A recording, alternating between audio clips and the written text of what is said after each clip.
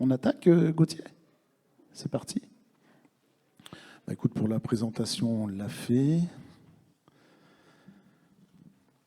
On va commencer par quelques petits chiffres. Une société sur deux a subi une cyberattaque ces derniers temps. Qui parmi vous a déjà subi une cyberattaque? Je lève la main parce qu'on est concerné. Les autres, vous en sortez bien, bravo. Soit vous êtes extrêmement bien sécurisé, soit vous avez encore de la chance, parce que dès qu'on monte dans le monde de la TPE et de la PME, on voit que les chiffres grossissent considérablement. On a tendance à imaginer une pente douce vers le bas, mais en fait, cette pente-là, elle n'est pas représentative de l'attaque. Vas-y Mathieu, aide-moi pour justement... Oui, sur l'évolution effectivement des vagues précédentes, on voit sur cette partie-là, on a un peu la tendance à la baisse, mais en fait on se rend compte qu'en 2025, cette tendance est à la hausse, en tout cas sur les 2 premiers trimestres.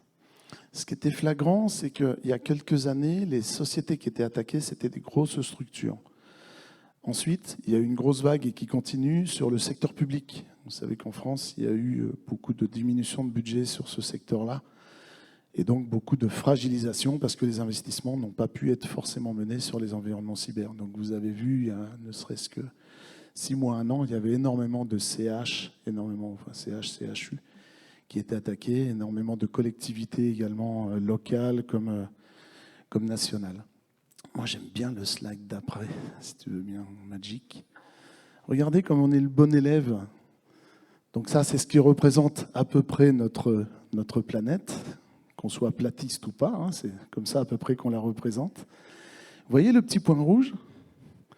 Nous sommes, après les États-Unis et l'Inde, oui, on est le pays qui a le plus de compromission au niveau de nos comptes professionnels comme nos comptes personnels. Nous sommes 2e dans le monde à être le plus attaqué. Qu'est-ce que ça met en avant?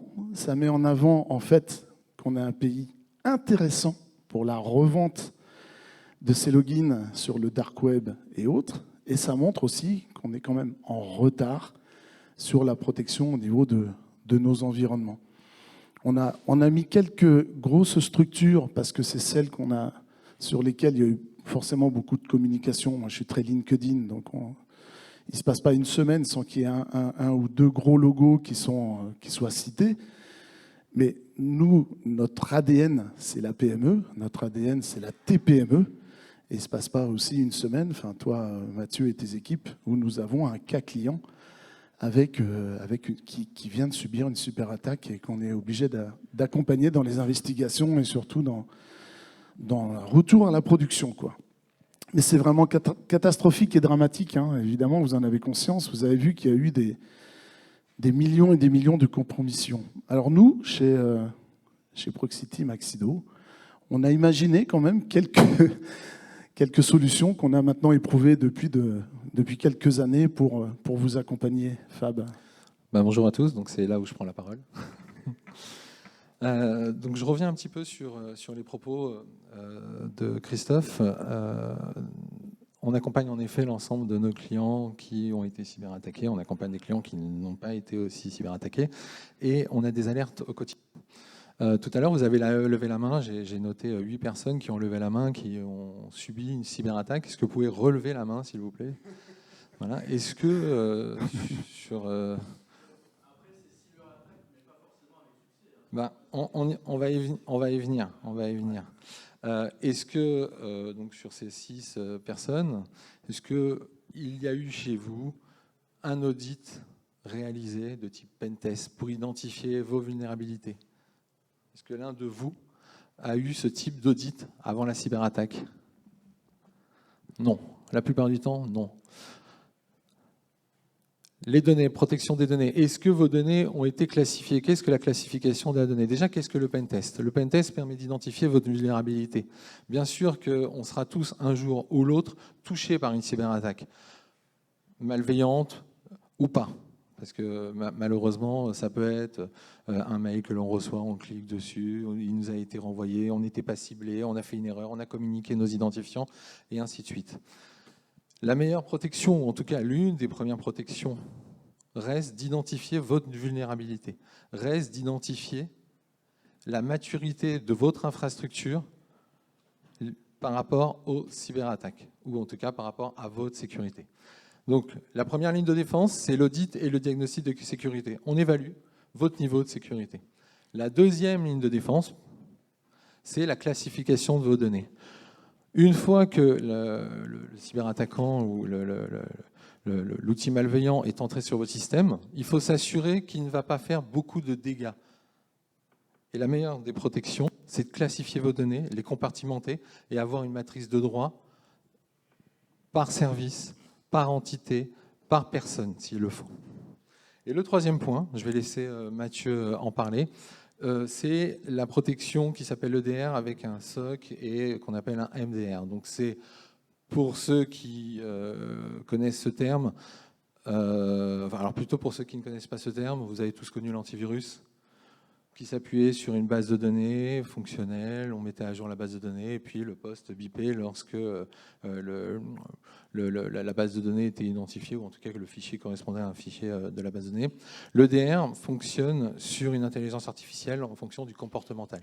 C'est-à-dire que je vais donner un exemple très très simple. Si vous ouvrez un VPN, assez basiquement, j'ai exposé ce cas tout à l'heure, et que vous vous trompez 2 ou 3 fois de mot de passe, et que vous faites une copie de fichier, c'est une attaque. L'EDR va l'identifier, ou en tout cas pourrait essayer de l'identifier. Nous, au travers de notre SOC, donc ce que l'on propose, c'est un service qui analyse tous ces indicateurs, parce qu'un EDR, c'est indispensable aujourd'hui. Avoir un MDR, c'est indispensable, mais il faut couvrir, au-delà de ces différents services, une couche supplémentaire qui va être une analyse de tous les indicateurs. On ne doit pas attendre d'être attaqué pour réagir. Il faut prévoir justement une protection suffisante pour détecter une personne qui essaye de s'introduire sur votre réseau, qui essaye de regarder qui vous êtes, qui essaye de détecter des failles sur votre système. Tu as raison de le sensibiliser parce qu'on a beaucoup de nos confrères qui font ce qu'on appelle du micro-SOC. Le micro-SOC va parfois vous alerter, mais surtout bloquer sur des alertes critiques. L'alerte critique, c'est trop tard. C'est toi qui m'as sensibilisé là-dessus, Mathieu. L'alerte critique, la personne est déjà rentrée chez vous. Vous voyez en ce moment les publicités, c'est Verisure, Veritas ou je ne sais plus qui, où en fait ils mettent des alertes sur la périphérie de la maison. Avant de rentrer dans la maison, on va tenter justement d'arrêter les fraudeurs avant qu'ils ne rentrent dans la maison. Et c'est là où est toute la valeur ajoutée de nos partenaires. Hein. Coucou Damien, WeSecure, coucou Fanny, WatchGuard, etc., qui, eux, peuvent apporter un service 24/7, 7 jours sur 7, 24 heures sur 24, pendant qu'on souhaite la bonne année. Il y a des experts cyber qui sont là pour surveiller les alertes, parce qu'on sait très bien que c'est justement là qu'il va y avoir des attaques. Et après, c'est complété par les équipes de Mathieu, qui va reboucler avec l'environnement applicatif du client, les spécificités locales, etc., pour rajouter une couche en préventif. Merci. Et le dernier point, donc la dernière ligne de défense, c'est la sauvegarde externalisée et le plan de reprise d'activité, ou le PRI, qu'on pourrait l'appeler. Donc, qu'est-ce qu'une sauvegarde externalisée ? Vous savez tous que c'est une sauvegarde, bien évidemment, et certains d'entre vous vont aussi me dire que vous savez ce que c'est une sauvegarde externalisée. Sauf qu'une bonne sauvegarde externalisée, qu'est-ce que c'est ? Une bonne sauvegarde externalisée, c'est une sauvegarde qu'on appelle immuable. L'intérêt de la sauvegarde externalisée, et c'est bien sûr la dernière ligne de défense sur ce paragraphe, vous permet de restituer votre donnée. Ce qui est important dans toute entreprise, c'est certes, la rupture de charge est importante, mais elle peut être absorbée. Perdre la totalité de vos données, ça correspondrait à fermer la société. Donc on doit préserver cette donnée. Préserver cette donnée par une simple sauvegarde ou une réplication ou une triple réplication, si cette réplication n'est pas immutable, ça correspondrait à ne rien faire et à démultiplier des frais. Il faut mettre en place une sauvegarde externalisée, redondée, immuable. Immuable veut dire non modifiable, non supprimable, même par l'administrateur. C'est-à-dire que c'est dans un coffre-fort, il est impossible de revenir sur cette couche de données. Et tous les jours, on incrémente cette couche de données. À J+1, j'ai mes données de J-1 qui sont figées, plus le différentiel de ma journée. Et cette donnée est sécurisée pendant au moins une trentaine de jours, selon, bien sûr, les cas, on peut étendre. Et on l'a mis en dernier, mais c'est vraiment, et souvent tu te plais à le dire aux clients, c'est le socle de base, c'est la première chose que vous devez avoir. La majorité de nos clients ont souscrit à ce type de solution. Ce qui est important, j'aime bien parce que tu parlais de coffre-fort. On a d'autres solutions, ça s'est embarqué dans l'écosystème Microsoft. Si vous venez nous voir cet après-midi à l'atelier M365, on va vous en parler un petit peu plus précisément. Purview, c'est la capacité d'attacher une protection à un document ou à un mail, ou en tout cas, quel que soit le support. Donc, il n'est pas dans le coffre-fort, il est sur le document. C'est-à-dire que ce document, s'il est considéré chez vous comme étant strictement confidentiel, s'il part à l'extérieur, parce qu'il est envoyé par mail par un collaborateur, parce qu'il est sur une clé USB ou je ne sais pas quoi, il ne sera pas interprétable. Ça, c'est une autre couche complémentaire. J'en parlais tout à l'heure lors de notre session intelligence artificielle. Beaucoup de cabinets d'avocats, cabinets de conseil, cabinets autour du monde de la finance nous font confiance. Ce système de protection-là, c'est vraiment la seule garantie que vous avez qu'une fois que le document est parti. Et on sait que la vulnérabilité, c'est nous, c'est vous, c'est vos collaborateurs qui parfois envoient des données. Ça ne sera pas interprétable. Donc effectivement, pour résumer, globalement ici vous avez vraiment les 4 piliers de défense de base, c'est-à-dire identifier ces vulnérabilités, mettre en place les protections nécessaires autant au niveau système qu'au niveau données. Là on a mis le focus sur les données. Le troisième qui est vraiment de détecter dès qu'on a un incident, cet incident de sécurité pour pouvoir réagir le plus vite et éviter que ça se propage. Et la quatrième brique qui est vraiment, si vraiment on est passé à travers de l'incident et que tout le système était chiffré, au moins qu'on puisse récupérer et redémarrer avec ces données propres. Merci Mathieu, c'est tellement compréhensible. Pour la transition, on a regardé, aujourd'hui nous en sommes, au moment où on se parle, enfin en tout cas dans les chiffres, nous en sommes déjà à 1,4 million. C'est-à-dire que ce chiffre-là, non seulement n'est pas en décroissance, mais est en croissance. Il est urgent qu'on vous accompagne. Oui, juste une petite note aussi sur ce chiffre-là. Si on ramène le taux de compromission à la population totale française et le chiffre pour les États-Unis et la population totale des États-Unis, vous voyez que le taux de compromission par habitant est quand même assez fort.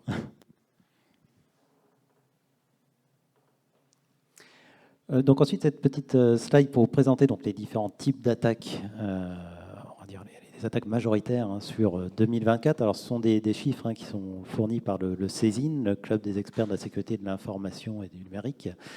Donc une structure en fait qui regroupe un certain nombre de DSI, surtout au domaine national.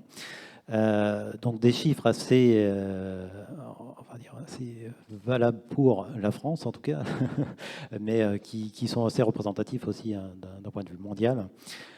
Donc le type d'attaque principale de nos infrastructures à l'heure actuelle, ça reste le phishing. L'utilisateur qui reçoit un mail, qui reçoit un coup de téléphone, qui reçoit un appel dans Teams. Alors maintenant, voilà, c'est vraiment multiplateforme, c'est plus uniquement l'email. Donc c'est pour ça qu'on parle de phishing, spear phishing un peu plus ciblé, smishing, vishing. Il y a tout un tas de termes, je ne vais pas vous les passer en revue. Et voilà, ça reste vraiment la menace principale. 60% des attaques, c'est du hameçonnage, avec derrière plus ou moins de conséquences. Ça peut être juste une boîte aux lettres qui a été verrouillée, qui va renvoyer d'autres mails de phishing à d'autres structures. Mais ça peut être aussi un pirate un peu plus mal intentionné qui va aller piocher donc, dans les données accessibles via cet accès compromis. Donc ça peut être du SharePoint, du Teams, toutes les données qui n'auraient pas été protégées peuvent être exportées. Donc là, on parle de vol d'informations. Le deuxième type de vulnérabilité, c'est les exploitations liées à une vulnérabilité, justement. Donc des systèmes qui ne sont pas à jour, qui ne sont pas forcément suffisamment bien configurés, ou avec des trous on va dire, en termes de configuration. Donc après, vous avez des types d'attaques un peu plus annexes. Donc l'attaque en déni de service, où le pirate essaye de forcer la porte de manière régulière. Alors ça se voit surtout justement par rapport à la compromission de compte. Vous avez un service qui est accessible sur Internet avec une mire de login, mot de passe. Que vont essayer de faire les pirates ? C'est tenter tous les mots de passe possibles et imaginables pour entrer dans le système. Donc s'il n'y a pas suffisamment de protection pour justement limiter le nombre de tentatives possibles, hein, au bout d'un moment, ils vont finir par rentrer. Alors vous avez aussi des techniques un peu plus avancées maintenant, le vol de mot de passe, on va y revenir notamment sur la partie phishing. Et donc, la dernière grande catégorie, ça va être l'arnaque au président. Donc là, on n'est plus uniquement sur de l'arnaque purement informatique, hein, et c'est une arnaque de type social. Hein. On va chercher des informations sur la structure. Donc vous voyez, Purview, il s'inscrit ici, par exemple, exfiltration, divulgation volontaire de données par une personne ayant un accès légitime. Purview permet d'aborder ce 15%. Et la double authentification, même si 16% ça semble important, reste aujourd'hui le mode de protection le plus approprié, le plus adapté et le plus facile à mettre en place chez vous. La double authentification, je pense que pour passer à travers, il faut vraiment qu'on soit déjà sur un groupe de cyberattaquants plus. C'est un peu moins vrai maintenant. Ça se vulgarise, ça y est. Ok. Donc justement, pour revenir sur la Oh, qui sont beaux ces poissons. C'est des robots fiches. En fait, c'est Mathieu qui nous a conçus. On les a trouvés trop mignons. On n'a pas voulu les digitaliser, ceux-là. Donc effectivement, pour faire un focus particulier sur l'hameçonnage, 60% des attaques menées par des acteurs malveillants. Alors on vous a repris effectivement ici des petits poissons, hein, dans le thème du phishing, la pêche, hein, avec une notion d'importance. Alors, on constate qu'effectivement 72% des attaques de type phishing contiennent des fichiers piégés. Alors quand on parle de fichiers piégés, généralement c'est la pièce jointe, typiquement c'est la facture au format PDF qui nous vient d'un fournisseur bien connu. Donc l'utilisateur va être un peu moins méfiant, va ouvrir le fichier, à l'intérieur il va trouver un lien, il va cliquer sur le lien, il va le rediriger vers une page de connexion et là il va fournir ses identifiants directement. Ça peut être aussi donc des fichiers qui vont contenir des charges utiles, alors en fait un code, un malware qui va essayer de s'installer sur votre poste de travail pour exploiter donc soit une vulnérabilité par exemple de la suite Office, une vulnérabilité du lecteur PDF, navigateur, ainsi de suite. Donc là, vraiment, un contenu beaucoup plus actif qu'un lien qui va vous rediriger vers un site web.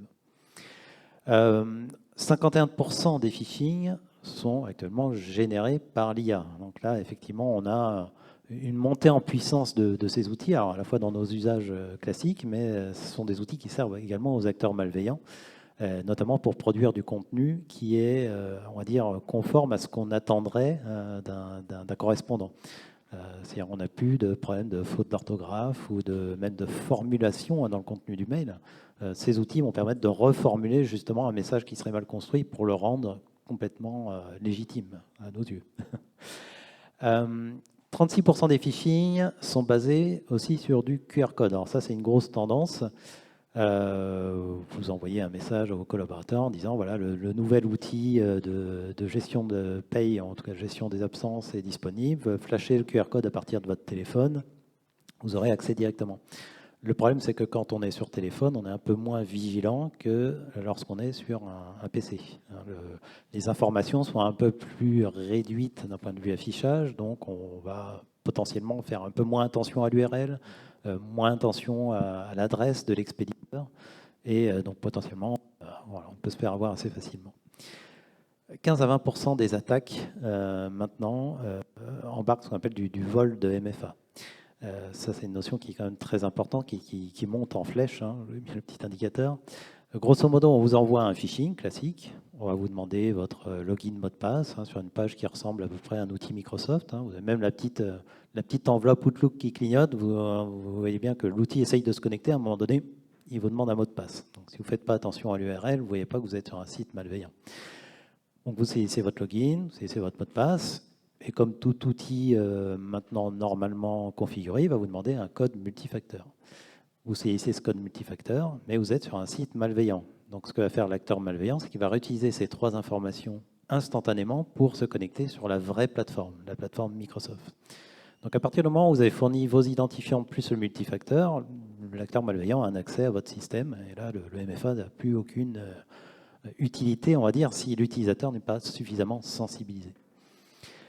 Donc, en termes de ligne de défense, justement, hein, par rapport à ces campagnes d'hameçonnage, La première ligne de défense, ça va être bien sûr l'anti-spam, l'anti-phishing. Donc les outils qui vont permettre de filtrer déjà ce qui rentre au niveau de votre messagerie. Pardon.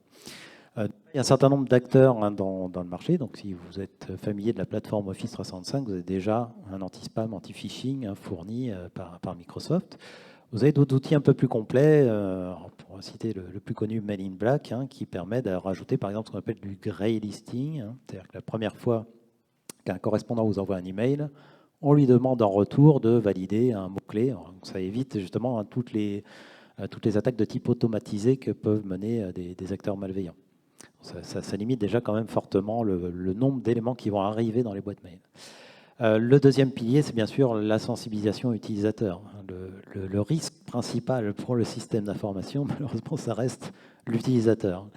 Alors, sur cette sensibilisation, il y a plusieurs axes. Effectivement, la campagne phishing, la campagne de simulation de phishing, ça reste un grand classique. De manière régulière, on va essayer d'envoyer des mails automatiques aux utilisateurs pour voir s'ils réagissent correctement à une stimulation.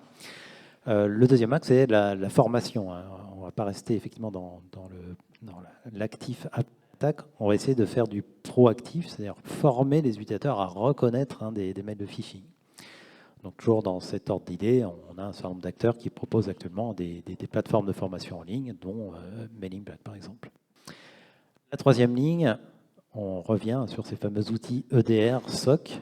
C'est-à-dire qu'une fois que l'utilisateur a ouvert le mail, a cliqué le lien, ce qui peut être intéressant, c'est justement d'avoir une solution qui va intercepter ce lien et dire attention, là il y a un problème, c'est potentiellement un site malveillant. Et donc si jamais l'outil ne parvient pas à détecter justement que c'est un lien malveillant, puisque c'est une attaque, on appelle ça du zero day, une nouvelle menace qui vient d'émerger et qui n'est pas encore reconnue, la dernière ligne de défense, c'est le centre opérationnel de sécurité, c'est-à-dire l'équipe de professionnels de la cybersécurité qui va donc surveiller ce qui se passe dans ces consoles et éventuellement détecter des comportements anormaux. Alors typiquement sur le vol de MFA, ce qui se passe souvent, c'est que vous avez affaire à des acteurs qui sont internationaux, c'est-à-dire que l'utilisateur, dans son utilisation standard, va se connecter plutôt en France, sur vos locaux ou en télétravail. Donc ça va être tagué dans les outils comme étant une connexion qui vient de la France. Si on constate que pendant la même plage horaire, alors, je sais pas, on définit des plages de 2 heures par exemple, on voit qu'il y a une connexion qui vient des USA, qui vient de l'Inde. Là, on va commencer à se poser des questions. Il y a quelque chose qui a clignoté en rouge dans la console et donc le SOC va permettre de lever le doute auprès de l'utilisateur et voir si effectivement il y a bien une attaque. C'est un gros classique, on l'a souvent celle-ci, où on alerte justement nos clients en amont en disant on a bloqué cette connexion parce que c'était compliqué d'imaginer que vous puissiez être à 2 endroits comme ça à la fois. Toutes ces protections, j'en profite le temps de la transition également. Vous connaissez peut-être les réglementations DORA, la réglementation NIS 2. Et nous, en tant que Français, on râle. Généralement, on râle bien. On râle parce qu'on dit on nous oblige à faire ça. Mais en fait, au niveau de l'Europe, alors le petit point rouge montre que les Français, on n'est pas forcément le meilleur élève. La sensibilisation ne suffit plus. Donc du coup, il y a cette réglementation européenne qui non plus nous incite, mais nous oblige à respecter les règles de base. La sauvegarde externalisée immuable. Fabrice, t'en as bien parlé. Aujourd'hui, c'est un impondérable et on se doit de l'avoir. La partie EDR, l'intelligence artificielle comportementale, on doit l'avoir. Le Security Operations Center, donc l'équipe 24/7 qui surveille les alertes, ça font partie des prérequis obligatoires. Nous, ce qu'on fait, puisque nous sommes labellisés experts cyber, donc experts cyber, c'est la reconnaissance du gouvernement et de l'AFNOR sur notre crédibilité à vous accompagner là-dessus. Souvent, on bâtit un plan avec vous. On sait très bien, tout à l'heure, tu m'as mis en relation, Fabrice, avec un client pour le contrat Cyberpass, qui est le plus haut niveau d'accompagnement auprès de vous, qui va englober l'ensemble de tout ce que tu as dit, le test de pénétration, donc les pentests, les phishing, tout ça, c'est inclus dedans. Cet accompagnement, les cellules de crise, je crois que tu en parles un peu après, ça, c'est intégré dedans et parfois, ça va au-delà de vos moyens et de vos budgets. Donc, ce qu'on fait, c'est avec vous, on construit une stratégie et si jamais vous étiez soumis à un auditeur DORA ou NIS 2, nous pourrions vous accompagner en disant Oui, le client a déjà des briques de base et nous sommes dans cette stratégie d'accompagnement. Et je vous promets qu'il passera à autre chose parce qu'il y a beaucoup d'autres sociétés à travailler que des structures qui sont déjà dans cette stratégie de sécurisation.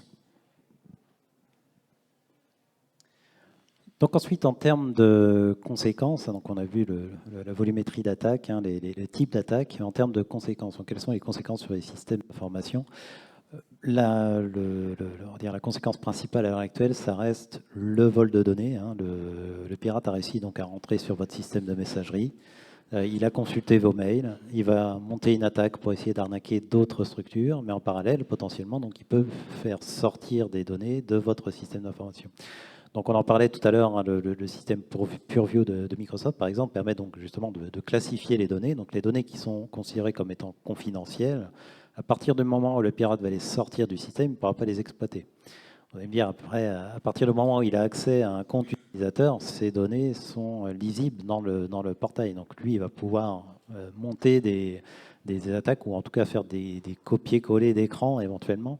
Donc il reste quand même très important de se préoccuper de la protection et de la sensibilisation utilisateur, mais en tout cas, on peut agir aussi sur la protection des données avec du chiffrement et de la classification. Deuxième type de conséquences, donc le déni de service, bon ça c'est pareil, ça concerne surtout les services exposés à Internet. Hein. Vous n'êtes pas sans savoir, l'année dernière, il y a un gros acteur de la cybersécurité, CrowdStrike, hein, qui s'est fait attaquer et qui a mis en péril un certain nombre de structures, et notamment des aéroports. Typiquement, l'attaque a bloqué complètement les structures. Hein. Ça peut aussi arriver pour du site web, par exemple. Hein. Le troisième type de conséquence, c'est l'usurpation d'identité. Donc, effectivement, quelqu'un a réussi à rentrer dans le système avec un compte utilisateur. Ce qu'il va essayer de faire, c'est d'étendre son champ d'action à d'autres structures. Il y a d'autres phishing. Il peut aussi donc essayer de monter, typiquement, de l'arnaque au président ou du détournement de RIB, du changement de RIB, hein, pour essayer de récupérer des fonds. Donc là, plutôt une orientation monétique. Hein. La dernière, on va pas trop descendre dans le détail, mais l'exposition de données, c'est-à-dire que vous avez des données sensibles d'un point de vue métier, d'un point de vue production, d'un point de vue intelligence, hein, qui vont sortir de vos systèmes et qui vont être potentiellement revendues sur des plateformes cybercriminelles. Pour faire aussi la transition sur l'usurpation d'identité, parce qu'on sait que c'est nous qui sommes vulnérables, on peut le retranscrire en perso. J'ai, je sais pas, ma carte Total d'abonnement. Je suis abonné à la carte de fidélité Auchan. Je le cite parce que ceux-là, ils ont subi 2 grosses cyberattaques cette année. Carrefour, je sais pas quoi, tout ce qui est perso, on a tendance à mettre le même mot de passe que sa banque, que des connexions qui sont comme ça un peu plus. Il existe aussi, et Méline Black est en bas, et Leslie sera ravie de pouvoir vous en faire les démonstrations, ce qu'on appelle des coffres forts de mots de passe, que nous avons déployés en interne d'ailleurs il y a quelques mois, il y a de nombreux mois. Et ça, c'est pareil, c'est le même parallèle sur le monde professionnel. Souvent, on a un mot de passe et on le réplique partout, mais partout où on l'a répliqué, il y en a un qui est très fragile. Et le cyberattaquant, il a votre adresse mail perso, il a ce mot de passe, il va le tenter à droite, à gauche, quoi. Juste un petit point, l'avantage de ce coffre-fort, c'est que vous pouvez personnaliser et le partager soit par service, soit nominativement à des personnes. Donc, en l'occurrence, si vous avez une décomposition par service dans vos entreprises, et tout le monde a ce type de décomposition, on peut avoir l'ensemble des mots de passe du service comptable dans un coffre-fort spécifique, accessible que par le service comptable et même pas par l'administrateur. Donc, vous avez tout on va dire un procédé de chiffrement et des clés qui permettraient de déverrouiller le coffre-fort si vous perdez votre mot de passe, mais l'administrateur lui-même n'est pas en capacité de rentrer dans votre coffre-fort. Donc quelques cas clients, rapidement, on va avancer sur la présentation, on est un petit peu en retard sur le timing. Donc deux cas qui sont arrivés en clientèle, donc on a bien sûr anonymisé pour des questions de confidentialité. Le premier cas, donc revente des accès. Donc un client s'est fait pirater un compte via un hameçonnage. L'utilisateur avait malheureusement pas de MFA configuré, donc encore plus facile pour le pirate de rentrer, il n'y a même pas besoin de passer par la couche multifacteur. Ce qui s'est passé ensuite, donc, c'est que ces accès, généralement, sont revendus. Il y a une organisation, enfin, c'est vraiment des organisations cybercriminelles. Donc, vous avez plusieurs niveaux. Ceux qui vont aller chercher les accès, ceux qui vont les exploiter et ceux qui vont potentiellement essayer de monétiser ces accès en mettant du cryptovirus, par exemple, et en mettant des demandes de rançon. Donc là, en l'occurrence, l'accès a été réutilisé pour compromettre tous les contacts de l'utilisateur. Donc on imagine comme ça des réactions en chaîne. Ça peut représenter une volumétrie assez forte. Deuxième cas, donc arnaque au président, c'est assez classique malheureusement. Alors, ce qui est important ici, c'est qu'on voit qu'effectivement l'accès initial se fait sans compromission. C'est-à-dire que la personne a reçu un mail de phishing lui disant merci de me rappeler sur mon portable, je suis en déplacement, il y a une facture importante à payer. Donc l'acteur se fait passer pour le PDG et passe par un biais tiers que le système d'information. Donc là, en termes de protection, effectivement, il faut se poser des questions sur les procédures internes de gestion des opérations financières. Donc en termes de ligne de défense, la première ligne de défense, ça va être bien sûr de sensibiliser les utilisateurs, de leur inculquer une culture cyber. Le deuxième, ça va être de rajouter des contrôles supplémentaires, donc que ce soit au niveau gestion des connexions utilisateurs, donc détecter quand un utilisateur se connecte de plusieurs endroits au même moment, c'est potentiellement un problème. Et donc des procédures de validation de paiement, typiquement, là on est plutôt dans le domaine financier. Et c'est marrant parce que ce MFA, cette double authentification, maintenant on constate qu'il y a quand même moins de résistance de la part des employés dans les structures. Mais aujourd'hui, nous, une fois de plus, en tant que perso, si aujourd'hui je fais un achat sur le net et que je n'ai pas une double authentification de ma banque pour valider que ces 33,84 € sont bien de mon propre fait, on ne le fera pas. Parce qu'on sait qu'il est nécessaire d'avoir cette double authentification pour s'assurer que c'est un site sécurisé et que l'argent va bien là où on le veut. C'est le même parallèle au niveau des entreprises. Encore beaucoup ne sont pas en double authentification. Et je voulais juste rappeler, excuse-moi mon Fab, juste rappeler que maintenant ça fait plus de 3 ans qu'un cyberattaquant gagne plus d'argent dans le monde qu'un vendeur de drogue. Il se passe plus de trafic monétaire dans le monde par la cyberattaque que par tout ce qui est trafic de drogue, que ce soit des drogues douces, dures, ou tout ce que vous voulez. Donc c'est pour ça, quand tu disais qu'il y avait plusieurs strates, c'est comme en bas, il y a les guetteurs ou je ne sais pas quoi. Là, c'est pareil, il y a des gens qui sont là pour capter des logins. Ce n'est pas eux qui vont les exploiter, ils vont les revendre à un niveau de cyberattaquant supérieur, etc., etc., etc. Pardon, je reprends la parole. Tu viens d'évoquer le MFA et en effet, on a majoritairement tous, lors d'un achat, la double authentification de notre banque qui nous demande systématiquement de revalider. Il y a quelques années, je trouvais ça très très bien, extraordinaire, parce que ça nous protégeait. Aujourd'hui, je pense qu'on est tous dans le même cas. On en a un peu marre de ressaisir et de ressaisir et de ressaisir des mots de passe. Alors oui, la sécurité le demande, mais par moment, ça devient un automatisme. Et donc, on n'y réfléchit plus. C'est pour ça qu'il est très important de sensibiliser l'utilisateur. Le sensibiliser à la faiblesse qu'on peut avoir de cette répétition de mots de passe qui nous est demandée. Et deuxièmement, identifier très rapidement est-ce que c'est une sollicitation légitime ou un hacker qui essaye de récupérer mon information. Source.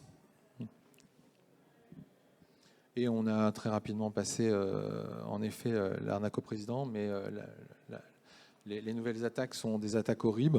Je pense que voilà, vous en avez eu.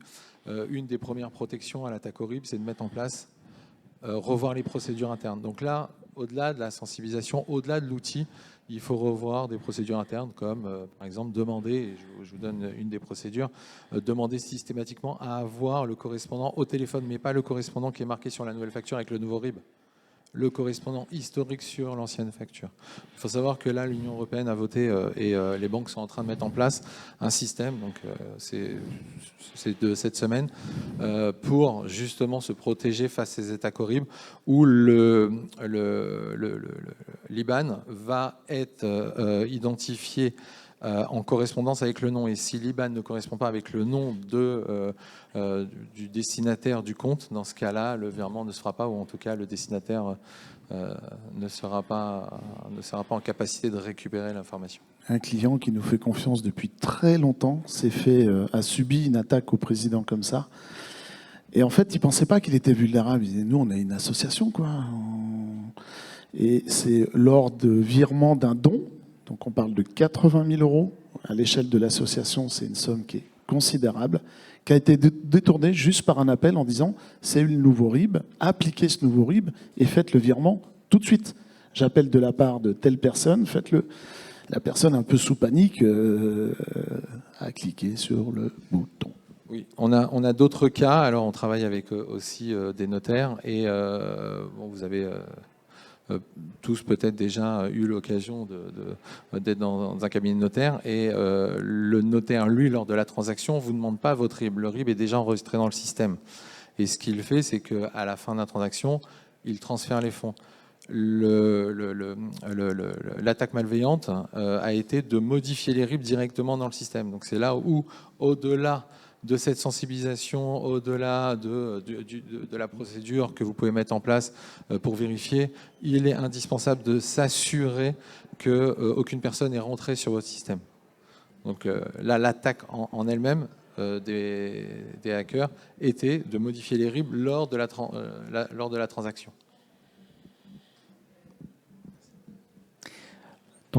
Pour poursuivre, donc les impacts liés aux attaques de cybersécurité, donc effectivement, 23% des impacts portent sur la perturbation de la production. Un outil qui est indisponible, une donnée qui a disparu, ça met en difficulté la structure.